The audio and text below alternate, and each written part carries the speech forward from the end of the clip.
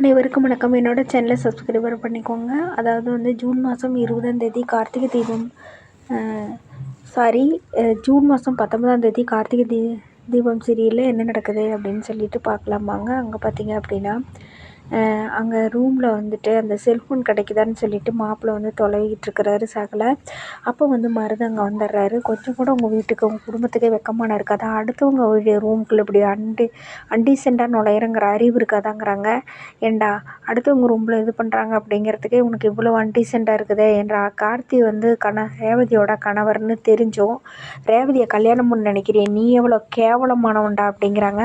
அதை பற்றிலாம் நீ பேசாதங்கிறாங்க. கார்த்தி வந்து எப்படியும் கல்யாணத்தை நிறுத்த தான் போகிறாங்கிறாங்க. உன்னால் முடிஞ்சதை பார்த்துக்கடா அப்படின்னு சொல்லிட்டு இருக்கிறாங்க.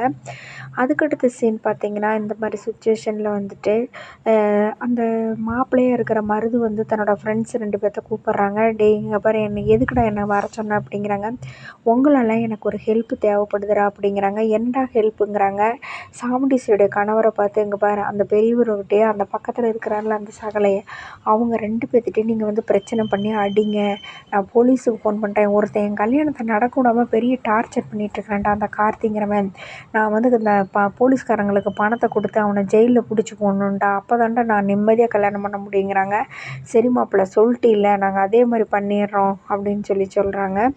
சொன்ன மாதிரியே பார்த்தீங்க அப்படின்னா அவங்க 2 பேரும் போய் பிரச்சனை பண்ணுறாங்க. மேலே போய் இடிச்சிட்டு, எதுக்கே அப்படி தேவையில்லாமல் பிரச்சனை பண்ணிக்கிறீங்க, நீங்கள் யார் என்ன அப்படின்னு கேட்டுட்ருக்குறாங்க.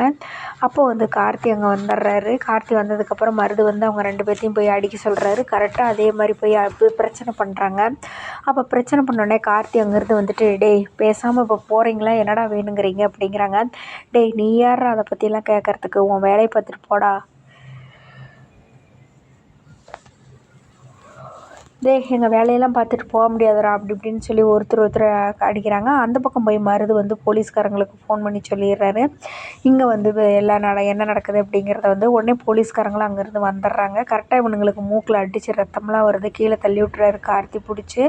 உடனே அவனுங்க 2 பேர் வந்தோடனே போலீஸ் தானே, இங்கே என்ன பிரச்சனை, ஏதோ கல்யாணத்தில் பிரச்சனைன்னு சொல்லிட்டு எனக்கு ஃபோன் வந்தது, என்ன நடக்குதுங்க அப்படிங்கிறாங்க. சார் அதெல்லாம் ஒன்றும் இல்லை, நான் தான் மாப்பிள்ளை, என் ஃப்ரெண்ட்ஸுங்களை அடிச்சு விட்டாங்க சார் இந்த கார்த்திங்கிறவன் அப்படிங்கிறாங்க. என்னை எதுக்கு தேவையில்லாமல் இப்படி பிரச்சனை பண்ணிகிட்ருக்கிறீங்க அப்படிங்கிறாங்க. உடனே வந்துட்டு சாமுண்டீஸ்வரியுடைய கணவர் சொல்கிறார், இங்கே பாருங்கள் போலீஸ் இன்ஸ்பெக்டர், இவன் தான் பிரச்சனை பண்ணணும், மாப்பிள்ளையெல்லாம் எந்த தப்புமே பண்ணல, இவன் தான் அடிக்க வந்தான் அது இதுங்கிறாங்க. இங்கே பாருங்கள், எதாக இருந்தாலும் வந்து ஸ்டேஷனில் வந்து சொல்லுங்கள், நீங்கள் ஒரு தடவை வந்துட்டு போய் தான் ஆகணும் அப்படின்னு கார்த்தி வந்து போலீஸுக்கு கூட்டிகிட்டு போயிடுறாங்க. மருது வந்து ரொம்ப சந்தோஷப்படுறாரு. அப்பாடா ஒரு வழியாக இருந்த ஒரு பெரிய பிரச்சனையாக இருந்தவன் தீர்த்து கட்டிடுவான், இனிமேல் இவனால் உள்ளே வர முடியாது அப்படின்னு சொல்லிக்கிறான் மனசுக்குள்ளே. அதுக்கப்புறமா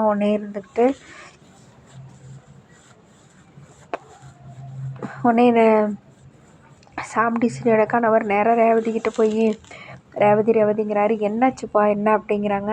இந்த மாதிரி மாப்பிள்ளைய உங்கள் மாமாவை வந்து போலீஸ் அரெஸ்ட் பண்ணி கூட்டிகிட்டு போயிடுச்சுக்கிறாங்க, என்னப்பா சொல்கிறீங்க,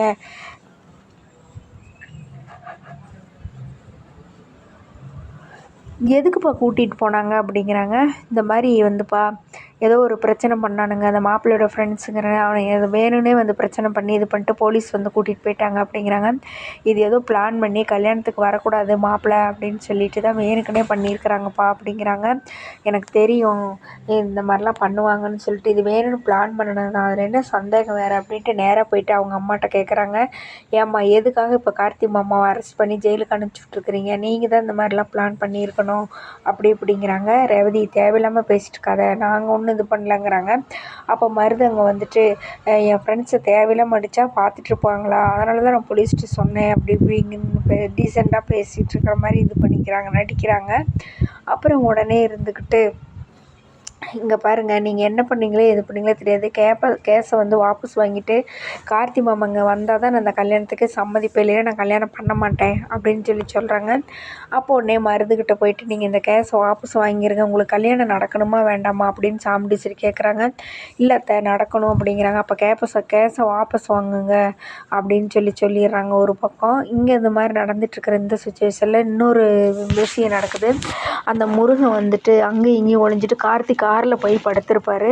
கார்த்தி அவனை கவனிக்க மாட்டார். உடனே இருந்துக்கிட்டு அவர் தொலைவிக்கிட்டு இருப்பார் அவனை. அதுக்கப்புறமா வந்துட்டு இந்த சிவனாண்டியும் அவங்க சித்தப்பனும் ஒரு வழியாக முருகனை கண்டுபிடிச்சிருவாங்க. கண்டுபிடிச்சி ஏன்டா காருக்குள்ளே வந்து படுத்துருக்கிறியாடா வாடா அப்படின்னு சொல்லி போய் அடிச்சுக்கிட்டு போய் கூட்டிகிட்டு போயிட்டு இவனை எப்படியாச்சும் கொன்றுணும் அப்படி இப்படின்லாம் சொல்லிட்டு இருப்பாங்க. அப்போ சந்திராவுக்கு எதுக்கு ஒரு ஃபோன் பண்ணலான்ட்டு ஃபோன் பண்ணுவாங்க. அப்போ சந்திரா இருந்துக்கிட்டு இப்போ பண்ண வேண்டாம், நாளை காலையில் முகூர்த்தம் முடிஞ்ச உடனே அவனை கொலை பண்ணிவிட்டு பழியை தூக்கி கார்த்தி மேலே போட்டு விட்ருங்க அப்படிங்கிறாங்க. நீ சொல்கிறதும் சரிதான் அப்படிங்கிறாங்க. சார் என்னை விட்ருங்க சார்னு அந்த முருகன் வந்து ஒரு பக்கம் கதறிக்கிட்டு இருக்கிறான். அதுக்கப்புறம் வந்து இவர் வந்து கார்த்தி வந்து போலீஸுக்கு போயிருக்கிறாரு. இங்கே வந்து ரேவதி அவர் வந்தால் தான் கல்யாணம் பண்ணுவேன்னு சொல்லிட்டு இருக்கிறாங்க. இந்த மாதிரி சுச்சுவேஷனில் தான் பார்த்திங்கன்னா எபிசோடை முடிச்சிருக்கிறாங்க. நாளைக்கு வந்து கார்த்தி வந்து போலீஸ் ஸ்டேஷன்லேருந்து வந்துடுவாரா, இல்லை இந்த கல்யாணம்லாம் ஜாமுன்னு நடக்க போகிற டைமில் வந்து அந்த முருகனை காப்பாற்றி ஒரு கார்த்தி கூட்டிகிட்டு வருவாரா, இல்லை அவனை கொன்றுவாங்களா என்னங்கிறத நாளைக்கு வெயிட் பண்ணி பார்ப்போம்.